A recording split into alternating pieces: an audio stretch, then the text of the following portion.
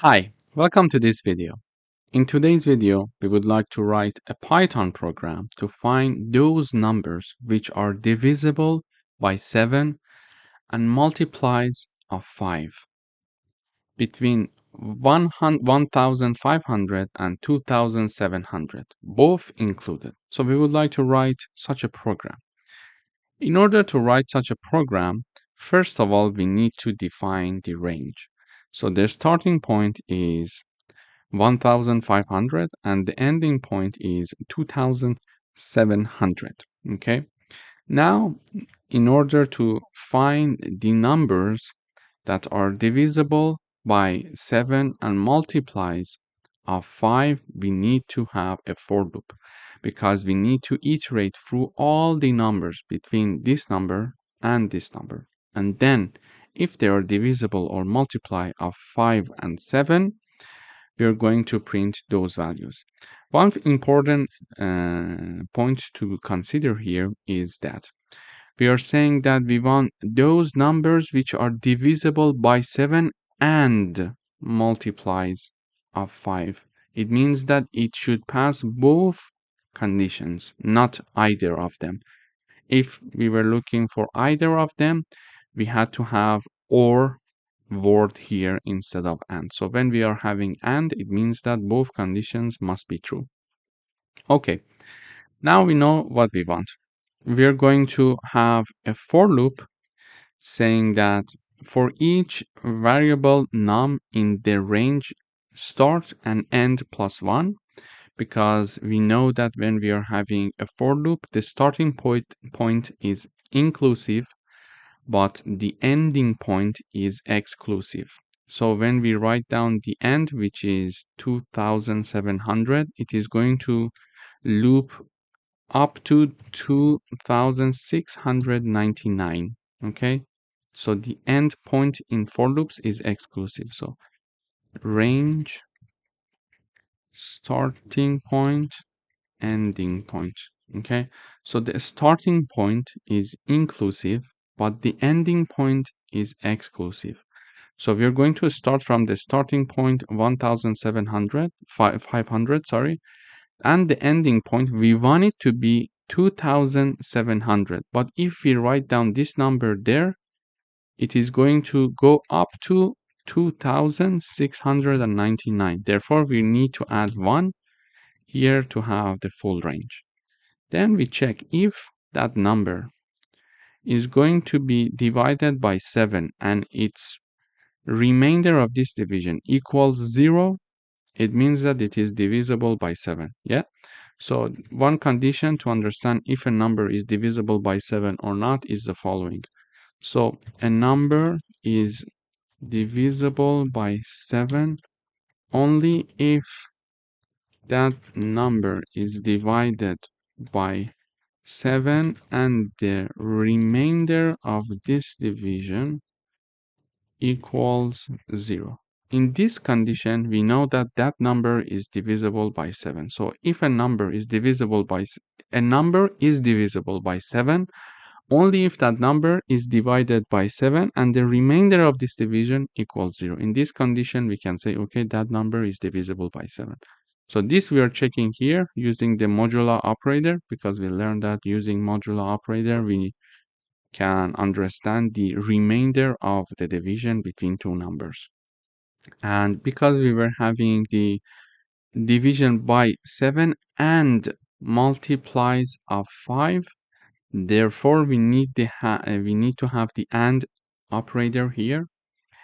And here, in order to check if a number is multiplied of 5 or not, again we are going to do the same test. If a number is multiply of 5, that number, when it is divided by 5, the remainder of this division must be equal to 0. Also, we can say a number is a multiply of, for example, 5 only if that number is divided by 5 and the remainder of this division equals 0 again. In this condition, we also understand that number is a multiply of 5. So if a number is a multiply of 5 only if that number is divided by 5 and the remainder of this division equals 0. So we are using modulo operator to check this. So if this number is divided by 5, the remainder equals 0. So if both of these conditions are true, because we are using AND operator, print that number for me. It means that that number is also divisible by 7 and multiplies of 5. So print that number for me. And this is the message I'm going to print. Here we are saying that numbers divisible by 7 and multiplies of 5 between 1,500 and 2,700 is the following, for example. And then we are doing this for loop to and in each iteration we are going to understand if that number is divisible by 7 and multiplies of 5. If yes, print that number. If no, go up and go for the next iteration. So when I run this code, we see that, for example, numbers divisible by 7 and multiplies of 5 between 1,500 and 2,700. These are the numbers: 1505, 1540, 1575, 1610, 1645, etc. until the end. And the numbers that are not printed out here, they are not they are not divisible by 7 and multiplies of 5 at the same time. This is why we don't have them in the print here in the output. Thank you for watching. So in this video, we learned how to print numbers that are between two numbers. So we discuss how we can find if a number between two other numbers, so the numbers between, for example, 1500 and 2700, all of them between this range, we considered if a number in this range is divisible by 7 and at the same time a multiply of 5. Thank you for watching. Welcome back. In today's video, we would like to write a program to construct the following pattern. This is the pattern that we would like to have, and we need to write a program to do this for us. So we see that it's a repetitive pattern. So we are having star being printed in different lines. We can either do it manually. For example, we can have this print star. We can have this. And then in the next line, we can have the print. Now 2 stars, for example, with a distance, etc. until the end. But it's not a very efficient way of doing it. In order to do that, we learned that repetitive tasks are very good to be done using loops. So we are going to use loops here in this example to do the job for us. So first of all, we see that what is the maximum number of rows that we see here. So we are what is the number of columns that we are having here. So here it's only one column.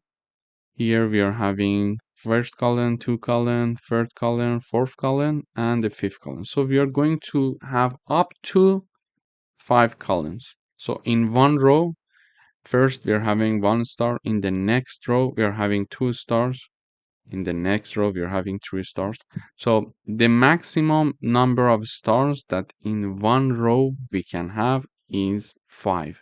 This is why we are having our n equals to 5. The maximum stars that are there in one single row is 5. So we are having n equals to 5.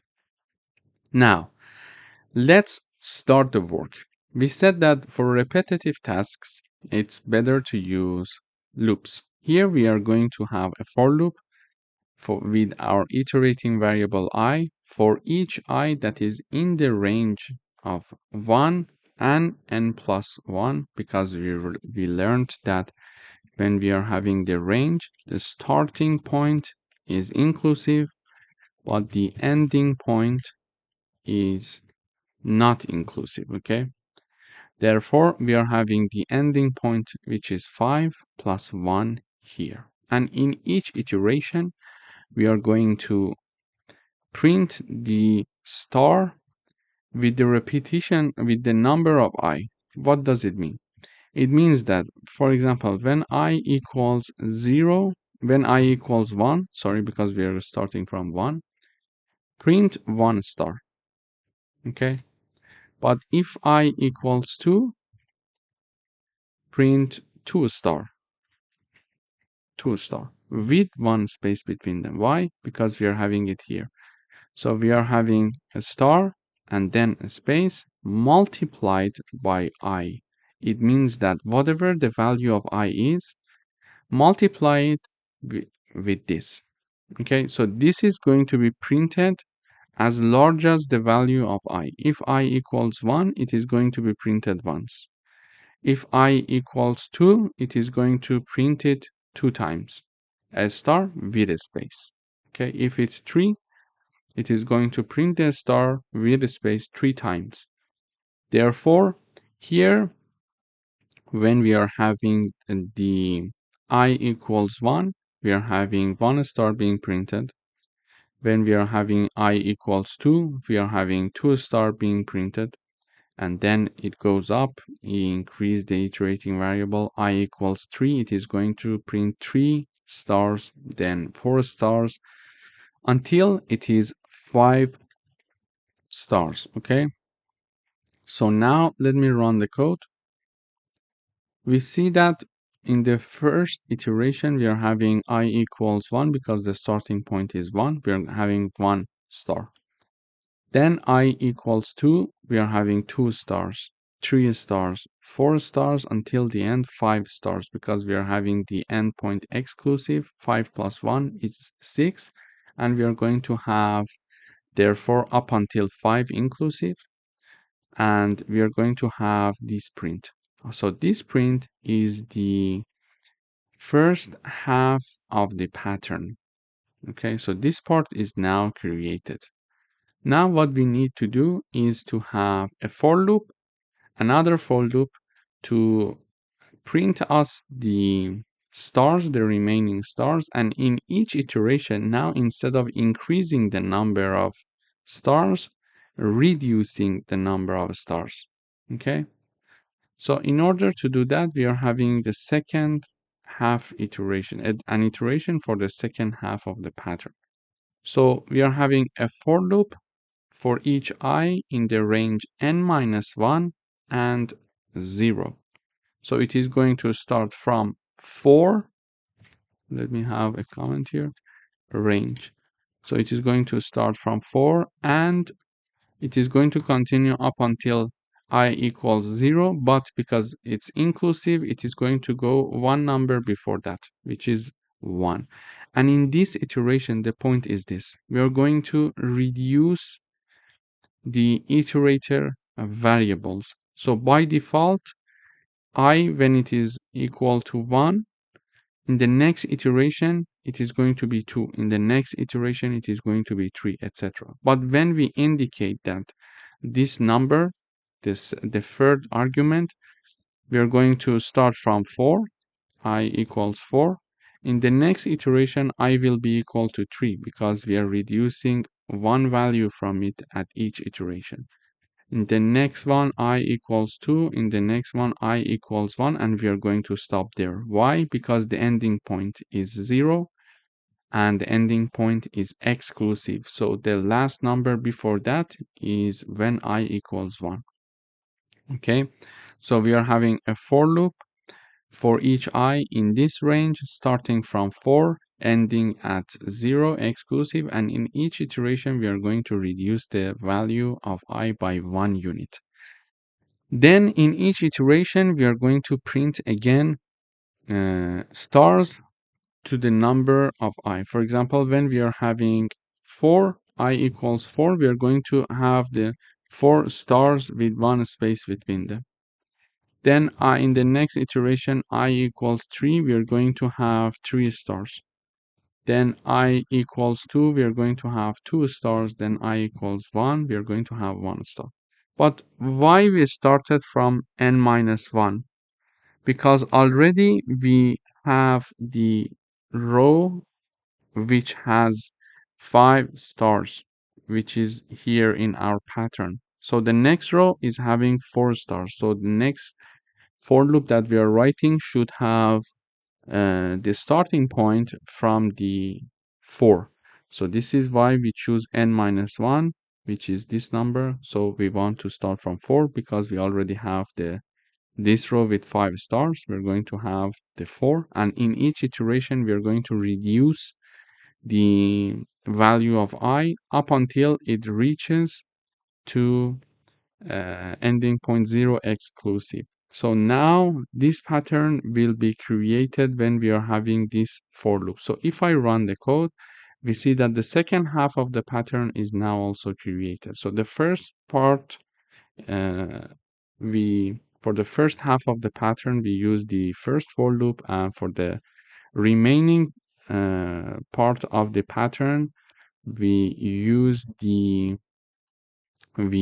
second for loop. Here we saw that we started from 4 stars, then 3 stars, then 2 stars, and finally 1 star.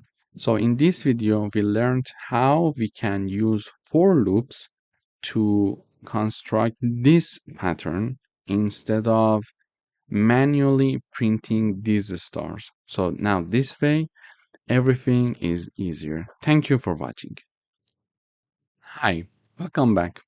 In today's video, we are going to write a Python program that asks a user to enter a string, and we would like to reverse the entered string by the user and print the reversed version of that string, or let's say phrase. In order to access inputs from the user and store it, we are going to have this line of code. We are going to use the input function. We are saying that enter a word, and whatever they are going to enter, we are going to store it in the word variable. And simply, when we want to reverse a word, we are going to use slicing. In order to reverse a word, we need to write down the name of the variable, and then we are having colon -1. This way, the compiler is going to directly start reversing that string for us and assigning it to reversed word variable now. And finally, it is going to print the reversed word, which is this message. First of all, is shown using the print function reversed word colon, and then the reversed word is shown here. So this variable that we reversed is shown here. So let me run the code. So when I run this code, it says enter a word. I would say Reza, for example, and I enter. It says the reversed word is Azer. So A, Z, E, and R. Exactly from the end, it starts to reversing our string. So let me try another example here. Reza Shahin. So I enter. It says NIHAHS space. Even the space is there. And then the rest of the work is there to reverse our word, our string, let's say. So if I have a phrase, what would happen? For example, this is the Python online course that we are having here. So it's, first of all, it's our original phrase. This is the Python online course that we are having here. And now you see that it starts from the last word and starts reversing the last word, then the one to last, two to last, etc. So you see that instead of here, we are having this word. Instead of having, we are having exactly this word. So having ends with ing, it starts with G and I VAH, so VAH, and then we are having the era instead of the R, and we are having EW instead of V, and all of the words are reversed here. So in this video, we learned how we can get one string or a phrase from the user and then start reversing it simply using this methodology. So we write down the name of our string that is holding the string inside of it. So the word variable is having the input string from the user. Then we write it down and simply we are having colon -1 starting to reverse our string from, and it is going to basically the compiler is going to start reading our string from the end. So this is why we are using -1. -1 is the index of the last letter in our string. So it is going to start reading our string. For example, if my string is, for example, Reza. Okay, when we are having the indexing, so the index is 0, 1, 2, 3. So for letter, I'm providing the space so I can explain it easier. So for letter R, the index is 0. For letter E, the index is 1. For letter Z, the index is 2. For letter A, the index is 3. Okay. Also, it can be this way. Okay, -2, -3, and -4. So here we see that letter A is also having the index -1. Letter Z is having the index -2. Letter E index -3, and letter I index -4. Therefore, when we are using this methodology, basically the compiler starts reading from the last letter of our string, which is also having the -1 index. So the compiler starts reading from here for each word. And when it is going to read from here, it is going to also store it, and now we are having the output which is reversed, because instead of having the Reza, now the compiler is seeing AZER because it is reading it from the end, from the -1, then -2, -3, and -4 until it reaches the starting point, which is R now. Okay, so this is how the compiler treats a reversing, and after reversion, it is assigned to reversed word variable, which is another string, and then we are printing it here in the output. Thank you for watching. Welcome to this video. In today's video, we would like to write a Python program that prints all the numbers from 0 to 6, except for 3 and 6. Okay. In order to do that, the one method is to print, for example, 0, then print 1, etc. until the end manually. But we learned that if we are doing repetitive tasks, it's important to use for loops. So now I would like to use for loops here. Here is my for loop. So for each num is my iterating variable. For each num that is in the range between 0 and 7, we are looking for numbers from 0 to 6, but because we learned that the ending point is exclusive, so we are going to have between 0 and 7, and 7 is exclusive, so it is going to include up until 6. If num equals 3 or equals 6, simply continue. And if this statement is not true, print that number for me. So when I run the code, we see 0, 1, 2, 4, and 5. And 3 and 6 are not being printed. So let me analyze the code for you. Num is my iterating variable here. Okay. So in each iteration, num is going to take one value. First of all, num is going to take value 0 in the first iteration. When num equals 0, what happens is the following. It checks to see if num, which is 0, equals 3. No. Is it equal to 6? No, it's not equal, because this condition is not true. Therefore, this block of code, which is one part of the if condition, is not going to be executed, and then it is going to come here. Using the print function, we are going to print that num, which is 0, that we see here. Okay, and this end keyword helps us to have all the prints in one line rather than having them in different lines. So if I remove this, for example, when I run, you see that they are not in one line.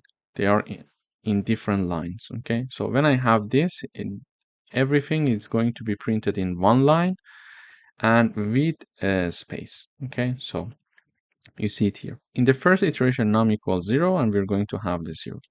Then num equals 1, and we are going to, in the next iteration, 1 equals 3. No. Is it equal to 6? No. Therefore, we're going to go to the print again. We're going to print 1 and put 1 space. Then num equals 2. 2 equals 3? No. 2 equals 6? No. Therefore, we're not going to go to this part and we're going to print. Simply, we are saying that, okay, 2 is printed with 1 space. After that, we are having num equals 3. Here in the next iteration, num equals 3. 3 equals 3? Yes. And because we are using the OR operator, we are not even going to check this part, because when we are having OR operator, either of the conditions must be true. So we don't care if it's the first one or it's the second one. If one of them is true, we are going to have the result to be true. Okay, so whenever we are, let me review it here for you. Whenever we are having the AND operator, both conditions must be true to enter it. Okay, when we are having the OR operator, however, one of the conditions must be true to have the true output. To have the true output. Okay, so when we are having AND operator, both conditions must be true to have the true output. But when we are having the OR operator, one of the conditions must be true to have the true output. So we are having the OR operator, and one of the conditions, either this one or this one, must be true. And num equals 3 means that 3 equals 3, so it's true. Therefore, we are going to continue and execute this part of the code. So when this condition is true, we are going to say, okay, so we enter this if condition, and the code in the if condition is continue, meaning that do nothing, skip. Okay, so nothing will happen, and we are getting out of the if, and we are going to increase the num one more time. So we are having num equals 4. This is why when num equals 3, nothing happens actually. When num equals 3, we are using the key word that is continue, meaning that, okay, carry on, skip, and do nothing. And when we say continue, okay, it is going to go for the next iteration where we are having num equals 4. So num equals 4, we enter the this part again. So 4 equals 3, no. 4 equals 6, no. So this part is not executed, and we are printing 4.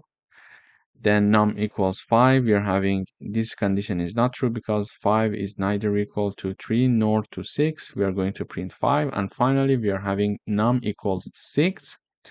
So we are saying that num equals 3, no.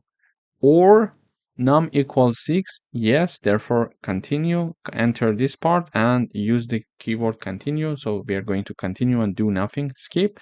This is why nothing is being printed here in the output when we are having that num equals to 6. And this can be true for many other situations. For example, we can have num1 in range, for example, between 0 and 101, let's say between 0 and 100 we want to investigate, but because the ending point is exclusive, I'm saying 0 and 101 colon. Then we check, for example, if num1 divided by 2 equals 0. In this situation, print, for example, the number is even, and we can have this condition here. So when I run the code now, we see that, okay, let me also print the code. Okay, we see that the number is even, the number is even. So also I need to have the num1 in each iteration, so it is going to show me which number is even. So when I run the code, it says the number is even. It's 2, 4, 6, 8, 10, etc. until the end, you see. So we see that here I'm having a for loop from 0 to 100, and if that number, that iterating variable in each iteration is divided by 2 and the remainder of this division equals 0, it means that that number is even, and we are going to print that number. So this is another exercise combining the concept of for loop and if conditions. Or we could say if it was divided by 7 and the remainder of the division equals 0, it means that that number is divisible by 7. So we can say divisible by 7. So if we want to print the numbers that are divisible by 7 between 0 and 100, we can run this code. We see that all the numbers that are divisible by 7 are printed here in the output. And also we could say, for example, if the number is divisible by 7, continue. Do nothing. Okay?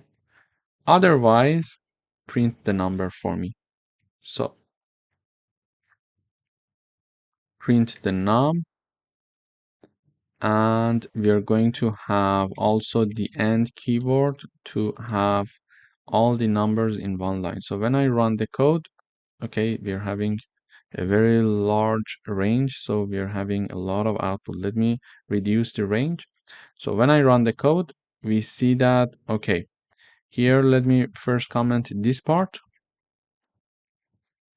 So now if I run the code, we see between the range of 0 and 50, all the numbers that are divisible by 7, we're not printing them here. And we are printing all the numbers except those that are divisible by 7. Okay, we see 1, 2, 3, 4, 5, 6, 7 we don't have. Then we have 8, 9, 10, 11, 12, 13, and 14 we don't have. 21, for example, we don't have. 28 we don't have, etc. until the end. So this is how we can combine the concept of for loops and if conditions in order to check certain conditions and continue and skip and do nothing in certain conditions and do something else in other conditions. Thank you for watching. Welcome back. In today's video, we would like to write a Python program that accepts a string and calculate the number of digits and letters. For example, when I run the code, it says enter a string. I write down Reza Shahin, and it says the number of letters, it's 10, and the number of digits it's 0. Okay, so we would like to write a program to calculate number of letters and digits. Okay, in order to do that, first of all, we're going to start with this message. We're using the input function to show this message to the user, enter a string, and then we are going to ask the user to enter a string, and whatever the user is going to enter, we are assigning it to text variable. We are having two counters here, letter count and digit count. So we are going to initialize them to be 0 because whenever we see a letter, we are going to increase it. So this way we are counting the letters and digits. Now we need to have a for loop. So in order to have a for loop, we are having our iterating variable, which is called char. So for each char in the text, this is the variable that we stored the string that we got from the user.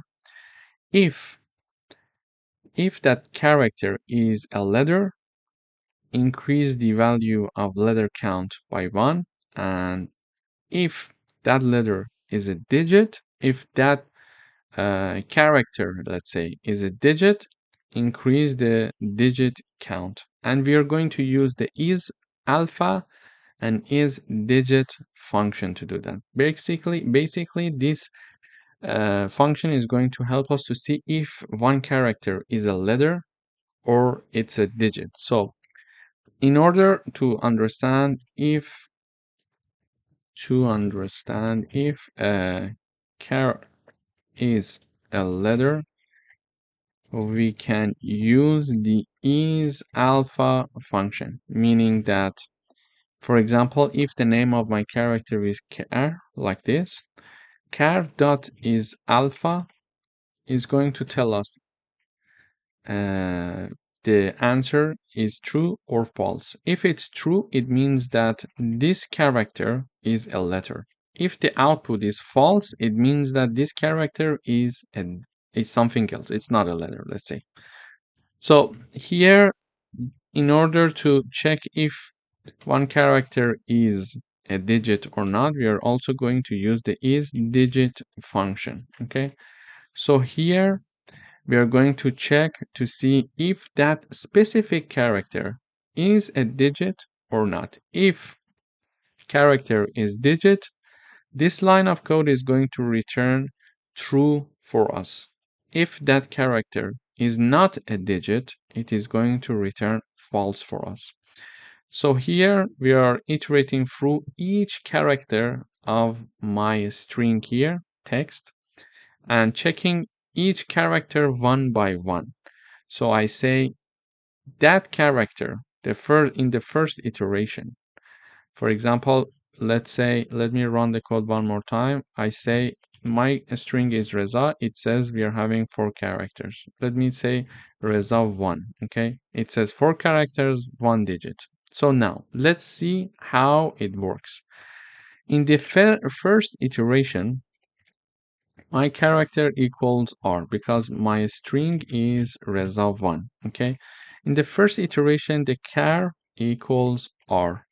And then we check to see if R is a letter. What is the answer? Yeah, it's true. So because this statement is true, we are going to enter the if condition and we are going to increase the value of letter count by 1. So letter underscore count plus equal 1, meaning that we are going to increase it. Then in the second iteration, char equals E. And we are going to check if this character, which is E, is a letter. Yes, yes. Therefore, we are going to increase this value again. We are going to have letter count. Another time it is increased. So here, letter count was equal to 1. Initially, it was 0 because we initialized it here. Okay. Then after this iteration and doing this, it became 1. Now after the character E in the second iteration, we are increasing the number of letters. Now it is also increasing by another 1 value, so it becomes 2. Now we are having the character. What is the next character? This is Z. Okay, character equals Z. We check to see Z is a letter. Yes, the answer is true. So we are going to increase this value again. We are going to increase this value one more time. Therefore, the number of letter counts now equals 3. In the next iteration, we are going to have char equals to 1. We check to see if char is a letter. Yes, so we are going to increase the letter count one more time. So now it's equal to 4. And finally, the last character is this one. Okay, is this one, 1. So we can have char equals 1. So we this time, when the character is 1, we check this part. If the character is a letter, the answer is no. It's false because it's not a letter, it's a digit. This time, my character is getting the value 1. Therefore, because this statement is not true, it's not going to execute this part. It goes and check the next condition. Here, we are checking to see if our character is a digit. Is it a digit? Yes, the answer is true. Therefore, we are going to increase the value of digit count. Therefore, here the character equals 1. So digit count plus equal 1, meaning that the digit count equals 1. So now we iterated through all the characters of my string and we calculate the final number of letter count to be 4 and digit to be 1. So after finishing this for loop, we are having the number of letters in the output. We are using the print function. So letter count is being printed, number 4. This is exactly what we expected. This is what we calculated. And also, we are seeing that number of digits. So it is digit count. So it is 1, which is exactly what we had here. So this is how actually we can get a string from the user. We can initialize the counters for letters and digits, and then we can loop through the string that we got from the user, and each character can be investigated one by one to see if it's a letter or if it's a digit. And in the end, because when it is a letter, we are going to increment the value of letter counter. If it's a digit, we are going to do the same. We are going to increase the counter. And in the end, we are going to print the letter count and digit count. Thank you for watching. Hi, welcome back. In today's video, we would like to write a Python program to check if a triangle is equilateral, isosceles, or scalene. So first of all, we need to know what are these triangles. Let me review the definitions. So a triangle is equilateral if all sides are equal. Okay, so a triangle is equilateral if all sides are equal. For example, side 1 equals side 2 equals side 3. So, for example, side 1 is 5 centimeter and side 2 and side 3 are also 5 centimeters. Therefore, side 1, for example, equals 5, side 2 equals 5, side 3 equals 5 as well. It means that side 1 equals side 2 equals side 3. When we are having this situation, we call our triangle equilateral. Now, we call a triangle isosceles if a triangle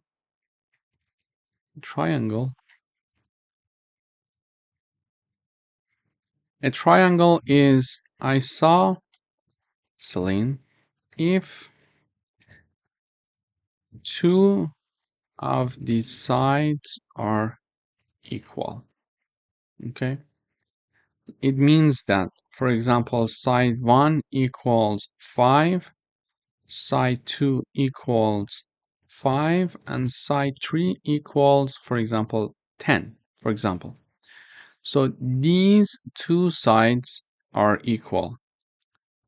This is why that we can call this triangle isosceles.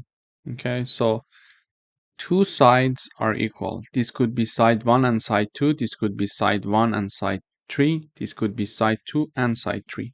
So if any of the two sides of a triangle are equal, we are going to call that triangle isosceles. Okay. Then we are going to have the scalene triangle, meaning that neither of the sides are equal. So a triangle is scalene if neither of the sides are equal, meaning that side 1, for example, equals 2, side 2 equals 3, and side 3 equals 4, for example. In this situation, we are going to call this triangle a scaling. So we would like to write a Python program to check if a triangle is equilateral, isosceles, or scaling. And we reviewed these three definitions to have a better understanding of what it means to have a triangle that is equilateral, a triangle that is isosceles, or a triangle that is scaling.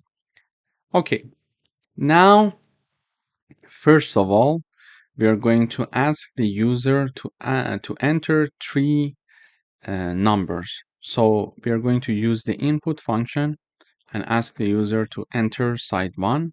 We are going to save it as a float because when we are using the input function, by default, it's a string. We're going to convert it to float and assign it to a.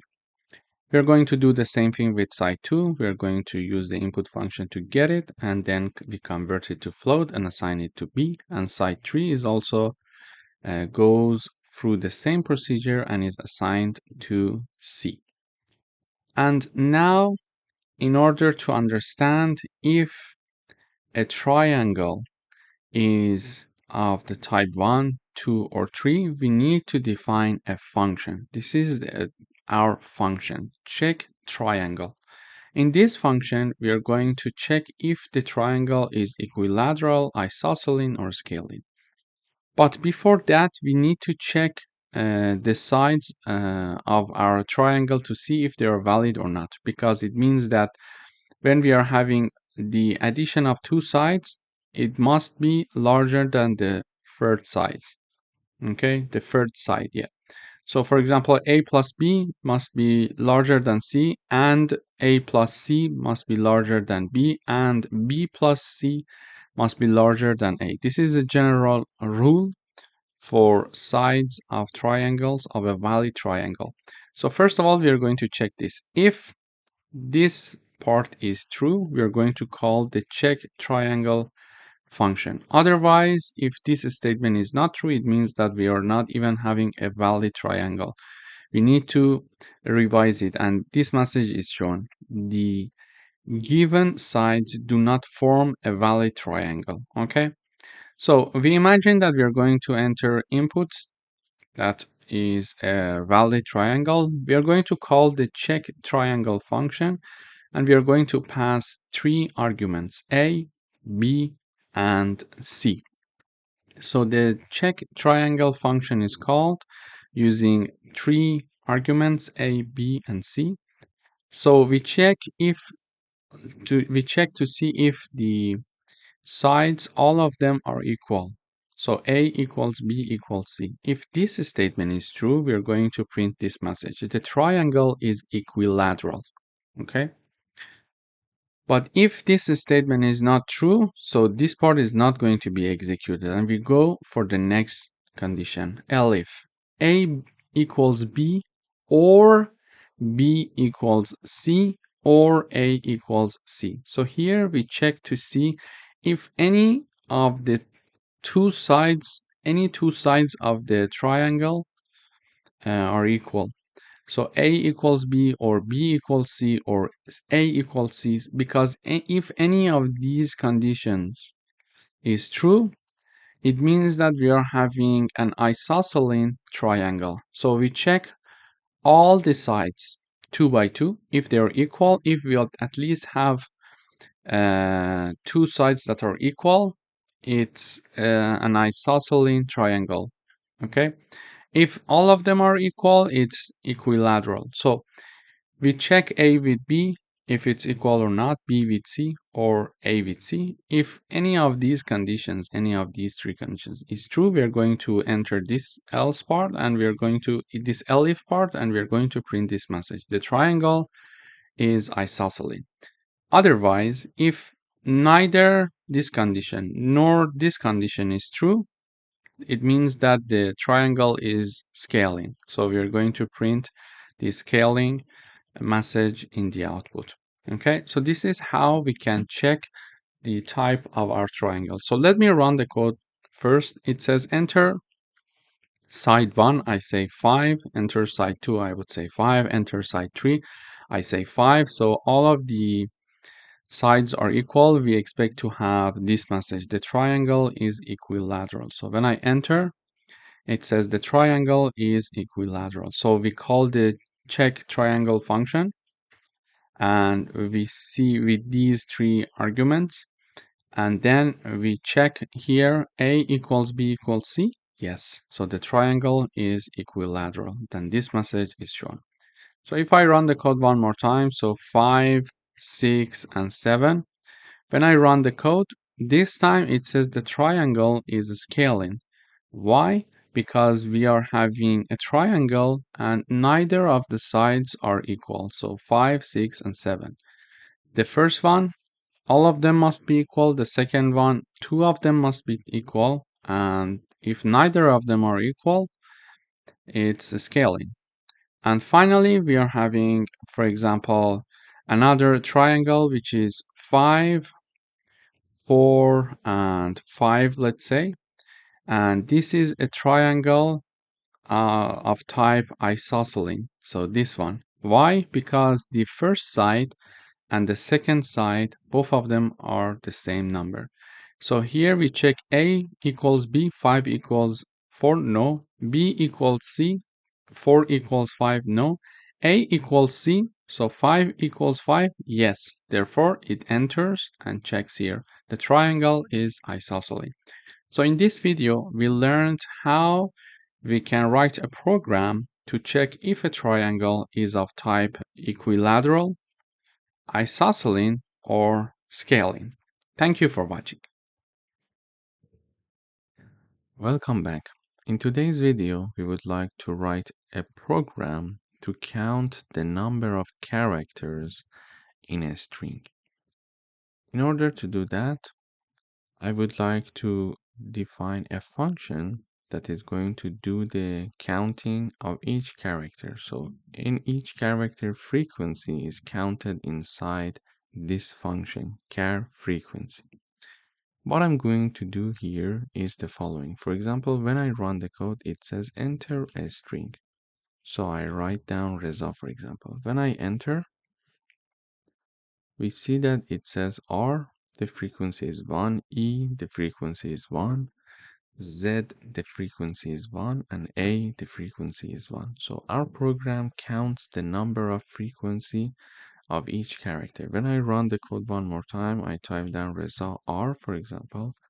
This time it says we are having two R, one E, one Z, and one A.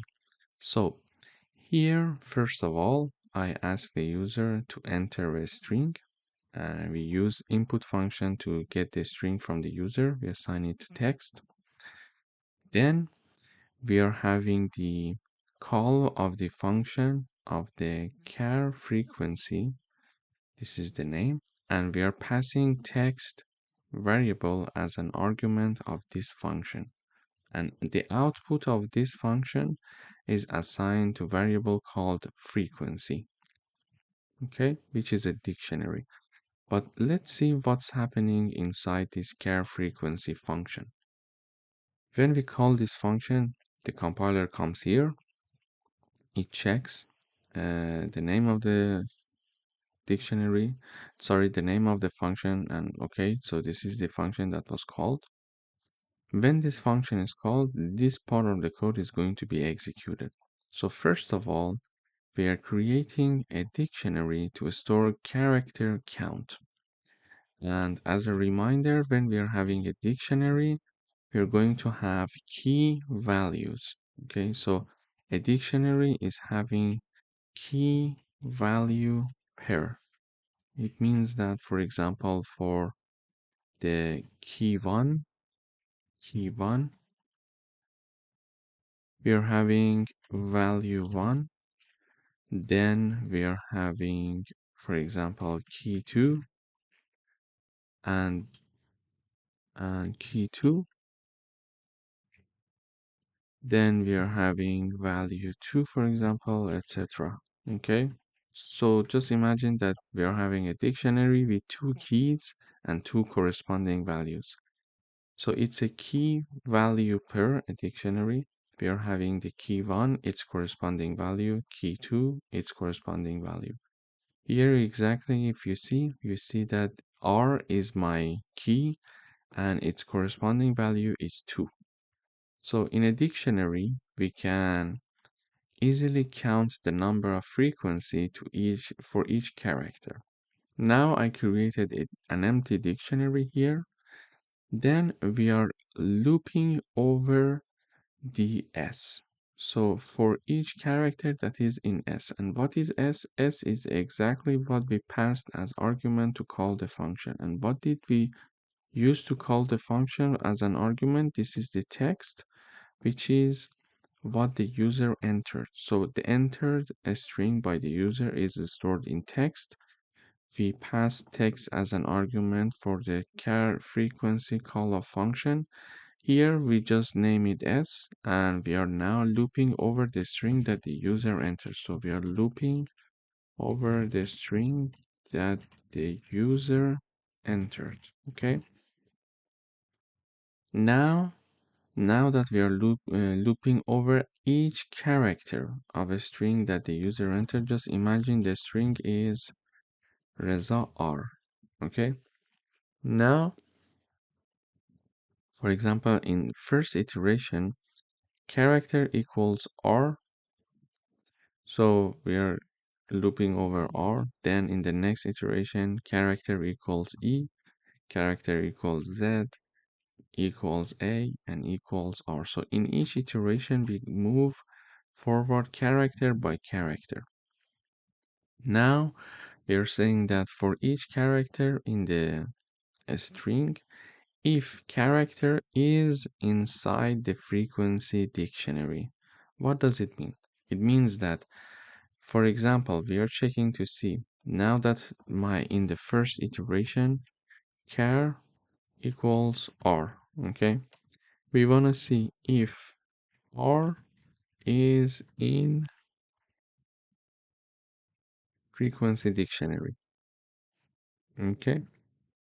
In order to check that, we need to check the keys of my dictionary. And first of all, in beginning, initially, this dictionary is empty. So when in the first iteration, when we are having the character R and we are checking to see if R is inside the frequency, the answer is false because initially it's an empty dictionary. So there is nothing inside that. Okay. Now that this statement is not true, we are not going to execute this part of the code and we go to the else part. When we go to the else part, now we are having the value of that character in the frequency dictionary equal to 1. Okay, so we are creating one element for the frequency dictionary here. So what's happening here is the following. So now frequency dictionary is having one key and its corresponding value. Okay, let me repeat it one more time. So what's happening here is the following. So first of all, we started by looping over the string that the user entered. So we are having the character by character, we are looping over the string. For example, if the string is Reza R, first we start by R. We check if R is in the frequency dictionary. The answer is no, because initially it's an empty dictionary. So this part of the code is not executed. We go to the else part. Here we are creating a key for this dictionary, which is R, and we assign its value to be 1. Okay. And after this has been implemented, we go up, we move to the next character, and next character is now E. So now the next character is E here. Okay. So now We check if E is in the frequency dictionary. Now our frequency dictionary has one key and its corresponding value, which is R and 1. So E, is it inside the frequency? No, because we only have R, so this part is not executed. Then we move on to the else part, and we are creating a key with the name E, and its value is 1 in the frequency dictionary. So now the next one is created, which is E, and its value is 1. Okay, so we go for the next character now. Next character is Z. So Z, is it inside the frequency? No, because here we only have R and E. So we go to the else part, and we are creating another key which is called Z, and its value is 1 in the frequency dictionary. We do the same with A. So A is not existing already there. We are creating one uh, and assign it to the A key. Now that we are going to the last character, the last character is R. So we check R, is it in the frequency? Yes. Now the answer is yes, because we already have one R. So in this case, we are going to increase its value by 1. Okay. So we are going to increase the value of the R key in the frequency dictionary by 1. So it is already 1. We are going to increase it by another 1 unit, so it will become 2. Okay, so let me repeat the last part. We are going to have the last iteration. So the last iteration is over R. We check to see if R is already there. Yes, R is already there. So R is there. So this statement is true. We check to see if this character is already in the frequency dictionary. Yes, therefore we are going to increase the value of R in the frequency dictionary by 1. So it was already 1. We are adding another one. It will become 2. This is how this function is going to count the number. So the number of frequency of each character. So in this frequency dictionary, now I have R equals 2, E equals 1, Z has the Z has the value 1, and A has the value of 1. So A, Z, E, and R, they are my keys. As we said, it's a key value pair, and it's 2, 1, 1, and 1. It's their corresponding value. As we expected here, we saw the same thing in the output. So we were here. So here we called the function. We did all this computation, and in the end, we are returning the dictionary frec, okay, or let's say frequency. We are returning this dictionary. So we created this dictionary and we are returning it now, okay, and the return dictionary is assigned to this frequency variable, which is itself a dictionary. Now we would like to display character frequencies. So everything is inside this dictionary now, frequency, because the output of the function was assigned to this variable. Now we are having that. We are looping over characters and values. Let's say we call count here. These two are my iterating variables, character and count. And they're going to iterate over the keys and values respectively.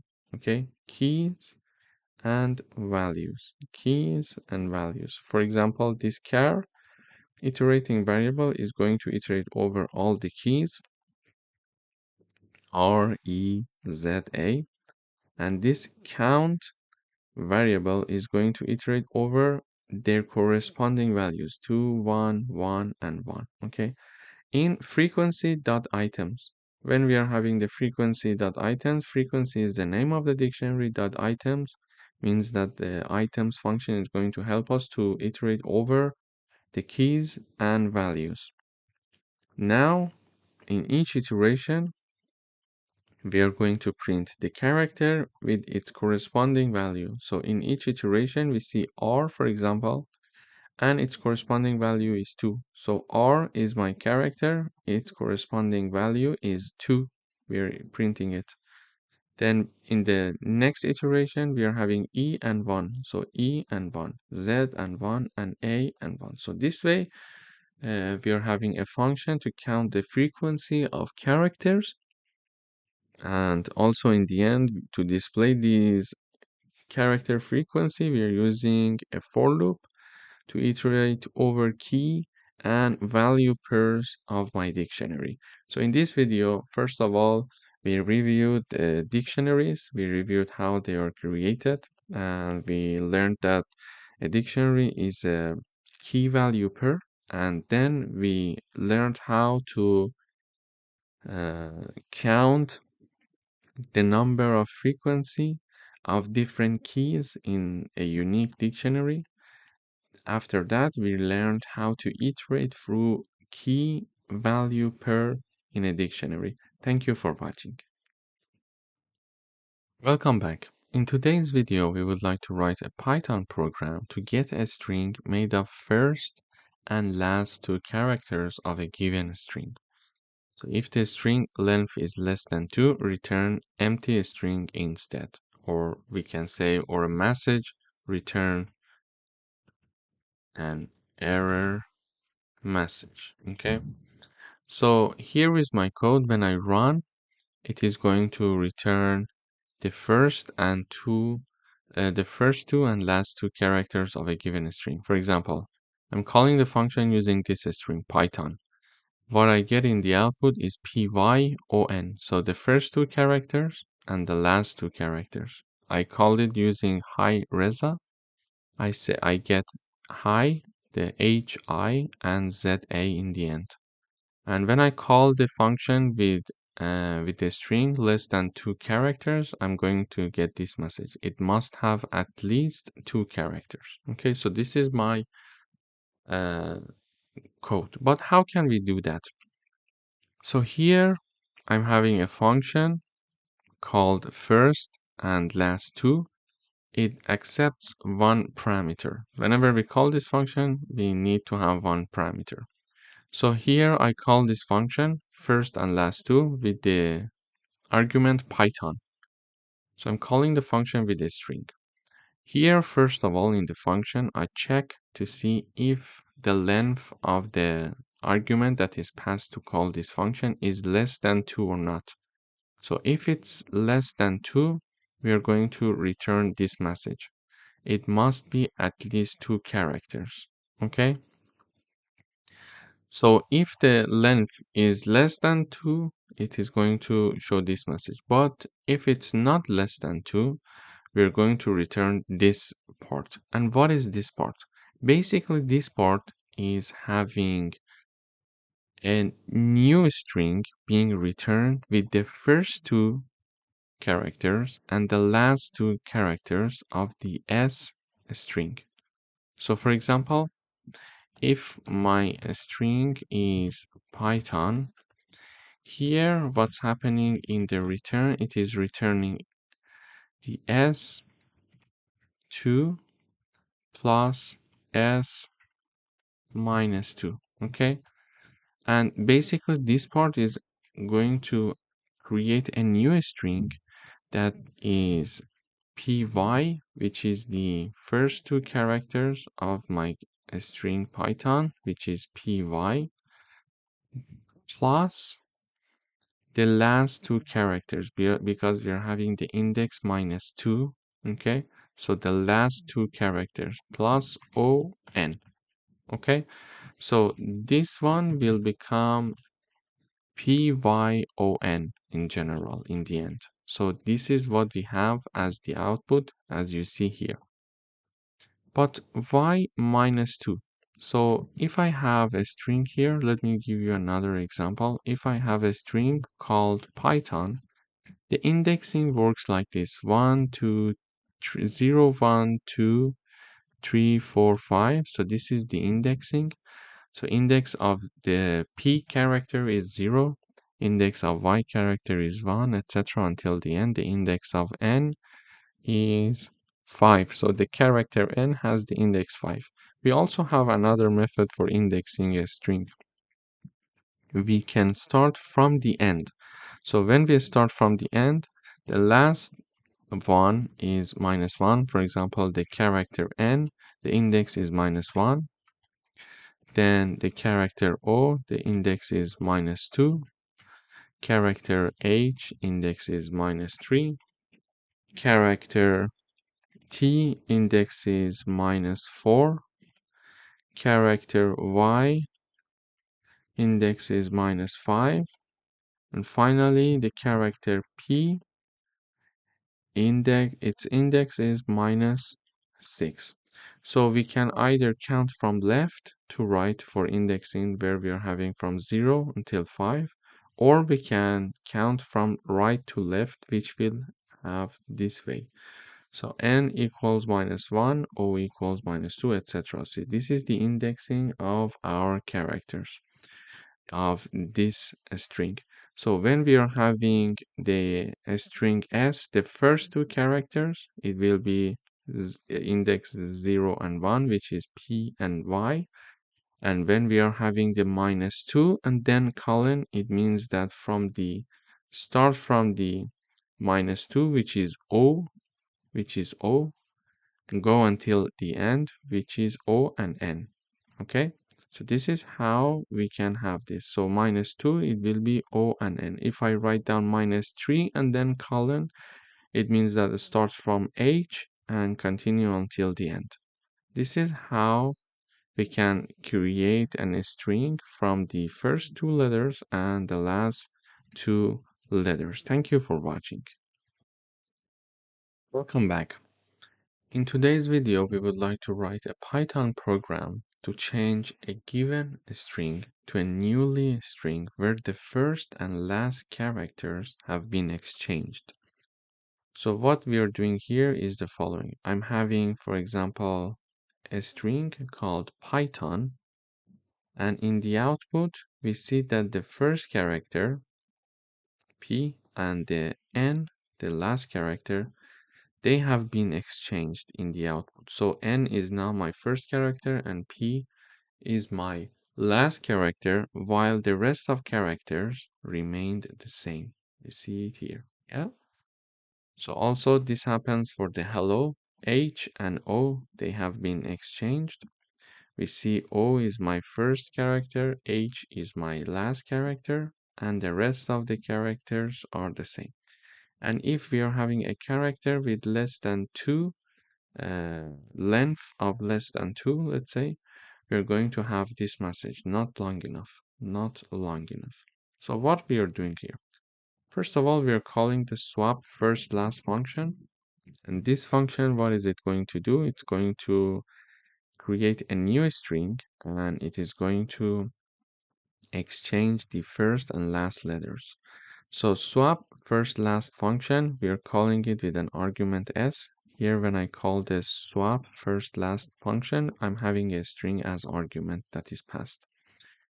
Then we check if the length of the passed argument is less than 2 or not. If it's less than 2, we're going to have this message being shown, not long enough, exactly as we have here. But if the length is larger than 2, we're going to return this part. Because this statement is not true, then we're going to go here and execute this part of the code. So what this part of the code is doing. So my string is hello, let's say. Okay.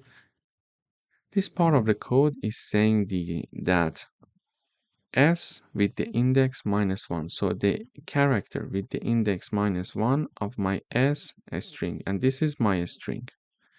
The character -1 refers to the last character, okay? Character with the index -1 refers to the last character. So create a new string where the first character is O because we are putting it in the beginning.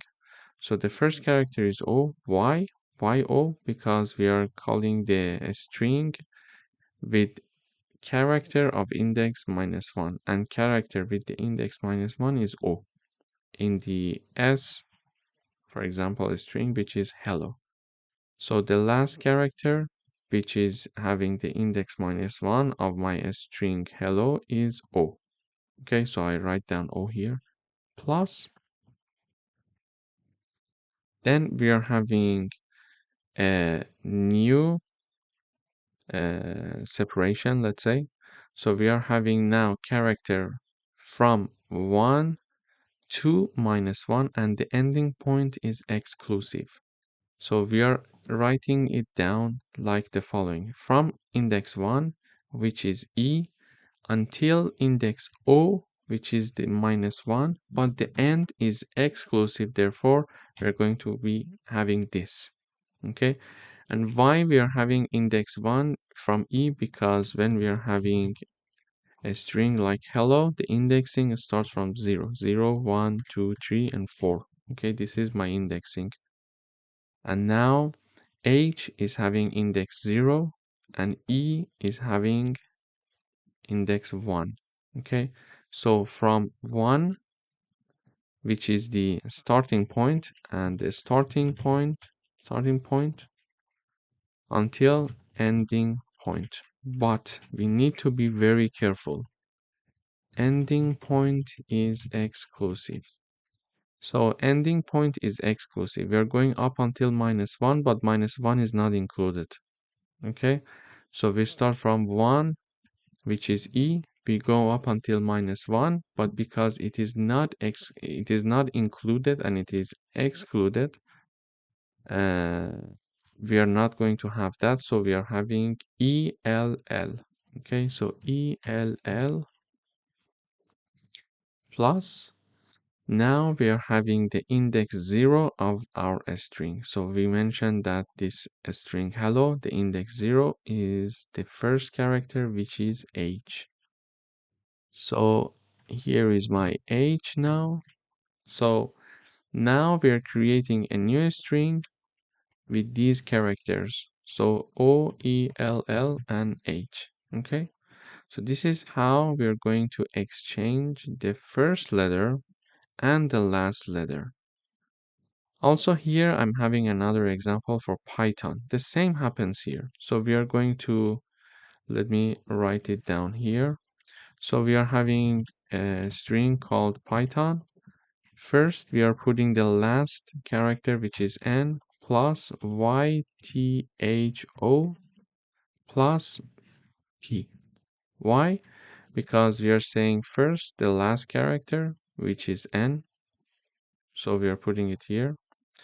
Then start from the character with index 1 and go up until character -1, but the -1 is exclusive. So this is index 1, which is Y. Go up until -1, but -1 is exclusive. So we go 1 to the left. We are having the YTHO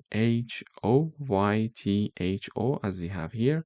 And finally, we are having index 0 of the string S. So index 0 of this string means that we are talking about the first character here, which is P. So now we created a string that is like this: NYTHO and P, exactly as we see here in the output. And in case that we are calling the swap first last function with any string that has the length less than 2, we are going to have not long enough message because it's less than 2. So the length of the character is measured through the len function. If it's less than 2, if this statement is true, we're going to show this message not long enough. So in this video, we learned how to exchange the first and last characters of a given string. Thank you for watching.